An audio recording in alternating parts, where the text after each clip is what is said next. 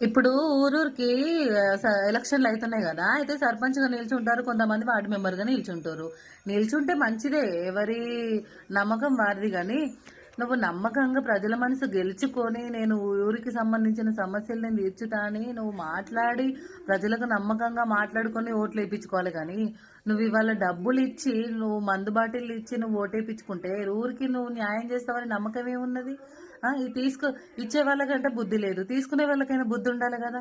నువ్వు ఇయాల డబ్బులు తీసుకొని నువ్వు ఓటేత్తవు. రేపు నీకేదైనా ప్రాబ్లమ్ వచ్చినప్పుడు నాకు ఈ ప్రాబ్లమ్ వచ్చింది మీరు ఇది చేయండి సార్ అని నువ్వెవరికి పోయి అడుగుతావు నువ్వు? పలానా రోజు నువ్వు పైసలు తీసుకున్నావు అని వాళ్ళే అంటారు నిన్ను. నువ్వు పైసలు తీసుకోకుండా మాకు ఊరికి సంబంధించిన సమస్యలకు అన్నీ తీర్చాలని నువ్వే ఫస్టే కండిషన్ పెట్టి ఓటెయ్యు. అప్పుడు వాళ్ళు ఏస్తారో చేయరో చూద్దాం. మొత్తం ప్రపంచం అంతా డబ్బు ప్రపంచమే అయిపోయింది గానీ న్యాయంగా ఒక్కరు కూడా లేరు. మరి నా లెక్క మీకు గూడా అనిపిస్తుందా? కామెంట్ చేయండి.